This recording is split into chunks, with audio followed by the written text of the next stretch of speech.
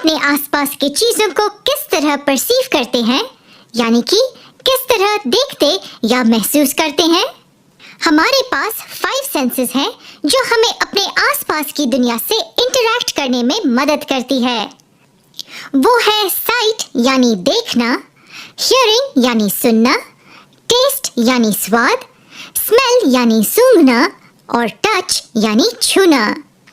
आंखें हमें चीजें देखने में मदद करती है, कान सुनने में मदद करते हैं, हम नाक से स्मेल करते हैं, टंग से टेस्ट करते हैं और सेंस ऑफ टच हमें स्किन से मिलता है।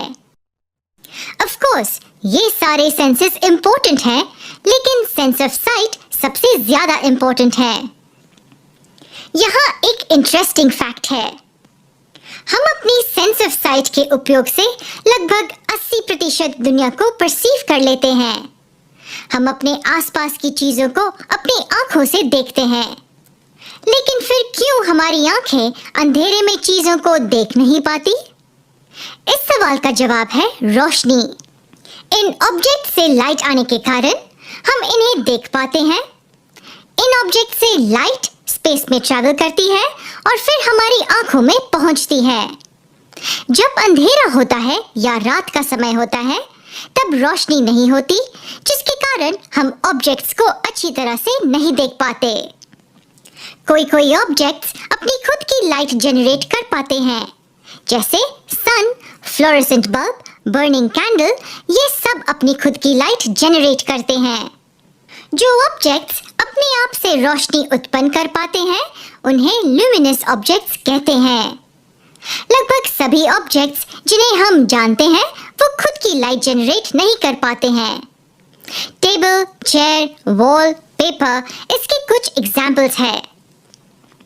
ऐसे ऑब्जेक्ट्स को नॉन ल्यूमिनस ऑब्जेक्ट्स कहा जाता है। लेकिन मैंने अभी आपसे यह कहा था कि हम अपने आसपास के ऑब्जेक्ट्स को इसलिए देख पाते हैं क्योंकि उनमें से लाइट आती है। और अगर इस तरह के ऑब्जेक्ट्स लाइट नहीं जनरेट कर पाते, तो हम उन्हें कैसे देख पाते हैं? हम उन्हें रिफ्लेक्शन ऑफ लाइट के कारण देख पाते हैं। ये ऑब्जेक्ट्स लाइट को हमारी आंखों पर रिफ्लेक्ट करते हैं। वे कौन सी लाइट को रिफ्लेक्ट कर रहे हैं? कहां से आती है ये लाइट? ये लाइट और कुछ नहीं बल्कि वो लाइट है जो ल्यूमिनस ऑब्जेक्ट से आती है। अब हम इसे कैसे समराइज करेंगे?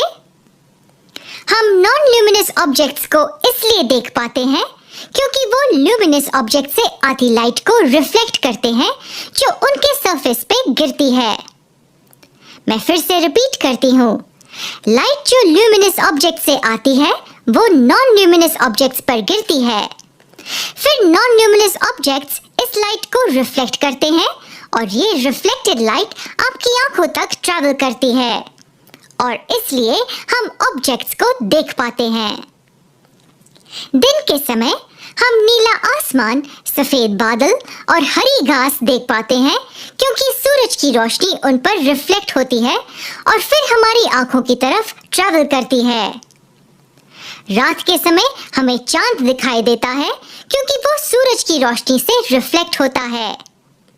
ये नोट कर लीजिए कि चांद एक नॉन ल्यूमिनस ऑब्जेक्ट है और वो खुद की लाइट नहीं जनरेट कर सकता है।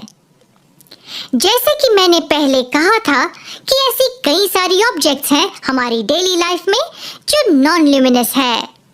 हम उन्हें सिर्फ इसलिए देख सकते हैं क्योंकि वो लाइट को रिफ्लेक्ट करते हैं। एक कमरे में जाइए जिसमें अंधेरा हो, एक टॉर्च को लाइट कीजिए और दूर किसी दीवार पर पॉइंट कीजिए।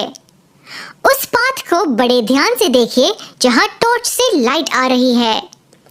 आपको हवा में छोटे छोटे डस्ट पार्टिकल्स दिखेंगे। ये क्यों हो रहा है? आप क्यों देख पा रहे हैं इन पार्टिकल्स को? आपको डस्ट पार्टिकल्स इसलिए दिख पाते हैं क्योंकि टॉर्च से आने वाली लाइट उनके सरफेस से रिफ्लेक्ट होती है और फिर आपकी आंखों की तरफ ट्रैवल करती है। हम वही सेम चीज को कम रोशनी वाले कमरे में भी देख सकते हैं जहां सोर्स ऑफ लाइट सिर्फ खिड़की में आने वाली थोड़ी सी सनलाइट है। इस वीडियो में हमने देखा कि रिफ्लेक्शन ऑफ लाइट एक अहम भूमिका निभाता है। ये रिफ्लेक्शन ऑफ लाइट ही है जिसके कारण हम अपने आसपास की ज्यादातर चीजों को देख पाते हैं। अगले वीडियो में हम रोशनी के लॉज ऑफ रिफ्लेक्शन के बारे में बात करेंगे।